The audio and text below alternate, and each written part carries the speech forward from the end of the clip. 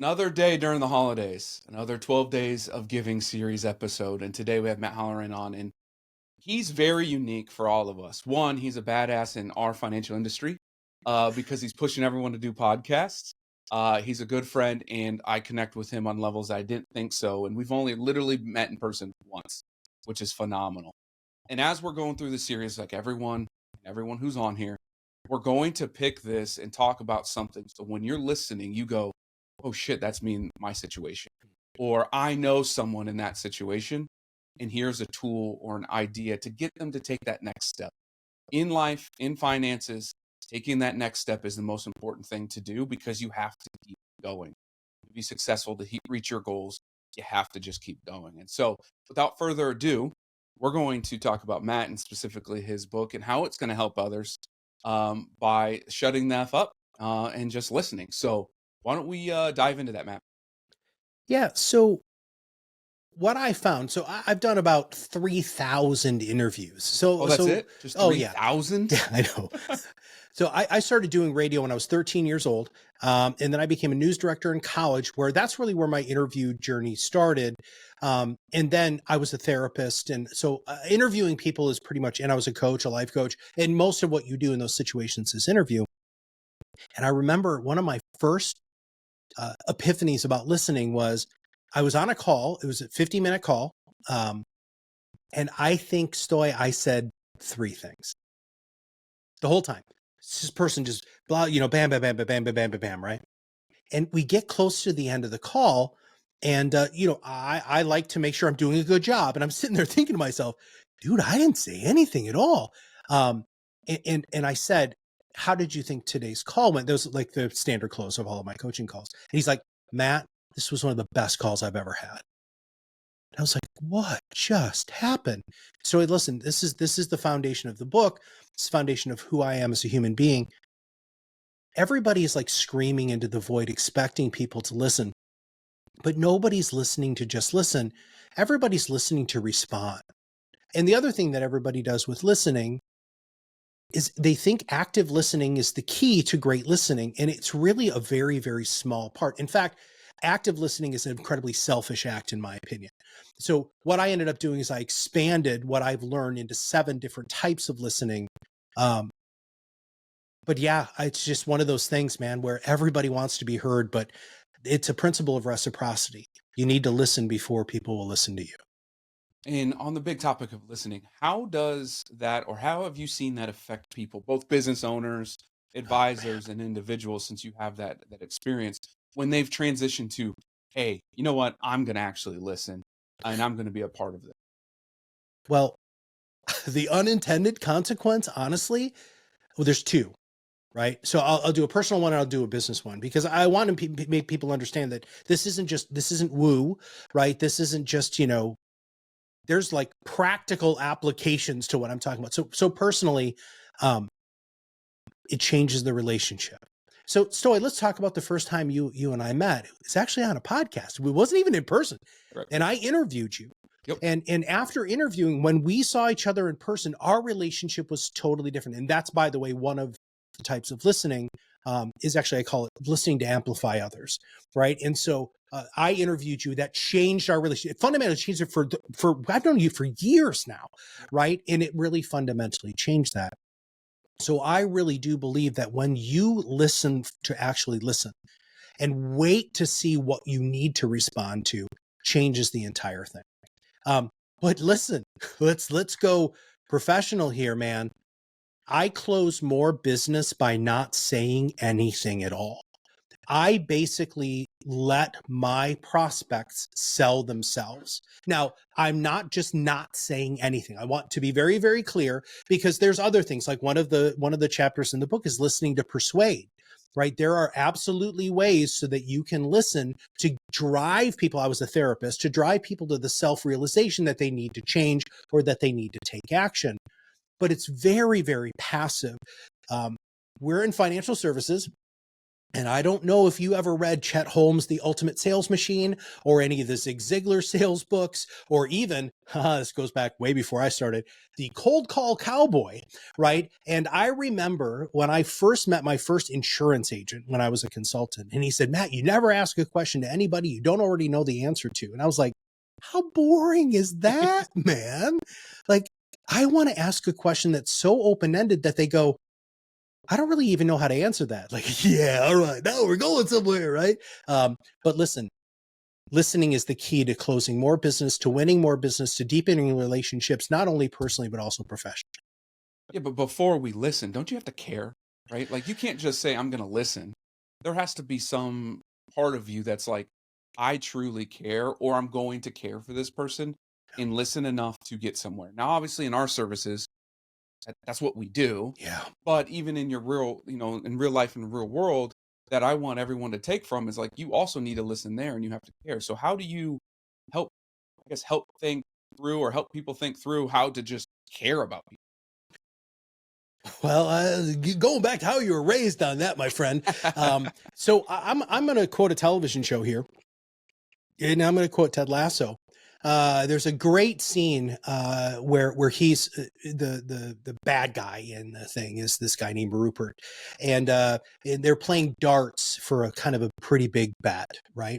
And what Ted ends up saying is, the people always underestimated him his whole life because they weren't curious, they were judgmental, and I really do think that foundation, that world perspective, when I ask somebody a question, and it could just be that I'm weird, and I'm okay. I'll lean into that. I'm okay with that.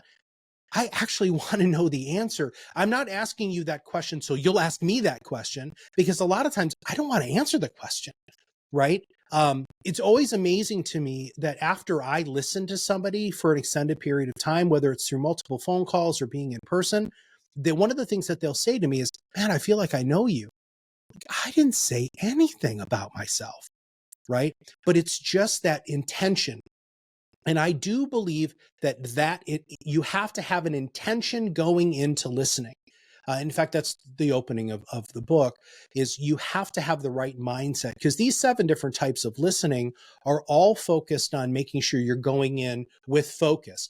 A lot of people will go in and they'll be like, from a sales perspective, well, I'm just going to close business. Well, if I smell, you do too, my friend. I smell that a mile away. I know what you're doing, and I don't want to do that. But if I go in because I'm genuinely curious, like here's another very quick example. I know I'm not going to give you too many because this is a tight podcast, but my wife and I'll go shopping. Okay. And we'll get to the cash register. And if I feel sense at all that cash register is having a rough day, I'll ask them the question. How are you doing? And again, just how I asked that question, I didn't say, hey, how are you? I said, how are you doing? That minor voice inflection change, they turn and look at me and they will answer the question. And the worst thing, it drives my wife crazy because she's like, I just want to get out of the store, right? But Matt's, my radar went on, right? And I'll listen. Like I've stood in line 5-10 minutes. And they're like, oh my God. And then it always, oh my God, I can't believe, I'm so sorry I've been taking up. No, listen, I'm still here because you needed that. And that's just a gift, right? Listening is a gift, and it's so easy to do because it doesn't really take a lot of effort. It takes self-control, but it doesn't take a lot of effort because it's very passive. Super passive, but I think one of the most fulfilling things possible. I really do. And it's the deepest connection that you can eventually get with somebody, right? Like the example you did with us. For our business owners out there and advisors out there, and I'm speaking from my experience, what I see in the world. I'm seeing in a world where we're getting a lot away from that's the old school sales tactics. And we are getting to a world where we really just care about humans, right? Community and all of those feelings. Are you seeing that? And how much of that do you think is from people listening or just we're all fed up with? A little bit of column A and a little bit of column B. So I really, really think that people are just so tired of, we're tired of being sold to. So therefore we don't want to continue that in our business relationships. But I also think the advent of real financial planning that has become much more ubiquitous in financial services has made a world of difference, because you can't be a good financial planner, man, unless you listen, right? Um, but I definitely think that it does take practice. I think it takes patience. Um, but one of the things that I think is really funny is the controlling of the conversation, which I think a lot of us still feel like oh my God, I got to talk about this. I've got to talk about this. I've got to talk about this. If you don't talk about it, those things naturally come up. So I was working with an advisor a little while ago using some of the techniques that are in my book. And it was actually from a podcasting perspective. Then surprisingly enough, he brought this into his client meetings. And he said, after we went through the training, he was like, my client meetings are shorter. It's like, yeah, because you're not talking so much. And he said, my meetings were 90 minutes. I was like, okay, well, that's there are a lot of advisors that have 90-minute meetings, right? Portfolio reviews and market performance and asset allocation, all of the things that you want to talk about. He's like, Matt, I didn't really talk about any of that stuff. I was like, what did you talk about? He's like, well, I didn't really say very much. I asked, how are you feeling about retirement? And then he just stopped talking. And he's like, Matt, they said the most beautiful things. And all I did was write some stuff down and I smiled, which is nonverbals is a huge component of listening, not the active listening component, but there's some other things that you can do. And he's like, and when they got done, I did what you told me to do, which was, how did you feel this meeting went? And they're like, this was one of the best meetings we've had. I cannot stress enough. If there's any holiday gift that you can give yourself, your friends, your family, your business, your coworkers, your employees, your clients, it's you give them the gift of that time, of letting them talk to you without you wanting to talk back. And that's the core of real listening. Yeah, but man, I'm not a therapist. That's therapy, right? No, it's Like not therapy, because I'm not just a solving any of your listener. problems. No, I'm challenging you there. Let's go. Come on. I'll duke it out with you. Listen, and this is the big difference between, so if you do bring something to me and it happens to be something that you need to deal with in your past, listen, I actually have my master's degree as a therapist. I still don't do that. Like, I'm like, oh, wow. Okay. That's something. And I've said this all the time. That's something you should probably get more help on than I'm willing to do, or that I'm qualified to do. I don't say willing, I'm qualified to do. But that also shows you how bad a lot of therapists are, because a lot of them are just sitting around and they're not doing anything, right? That's not what talk therapy is supposed to be. Talk therapy is supposed to be, you present a problem, that problem has an action plan to be able to create a solution. Now, here's one of the things that you do have to be prepared for when it comes to listening is emotions become very transparent, because people keep chasing the rabbit. In fact, there's a little bit in the book that I learned from a guy named George Kinder, who's actually a follower of holistic financial planning. And he calls it the 5-second rule. I call it the dramatic pause, which is when somebody gets done talking, you actually slowly count to 5 before you say anything. This is one of the greatest tips that anybody, sales, remember, I don't know if you remember in sales training, but the first person who talks loses. Yep. This is the 5-second rule. It's why it works so well. And what happens is when you give somebody that space to process what they just said and then figure out where they want to go from there, and you just give them that space, where they end up going can be unbelievably beautiful. And you might start here, Stoy, and you might end up in Timbuktu, right? Because that's where they needed to go. I want people to be given the gift to say the things that they need to say in order for them to feel better and live a better life.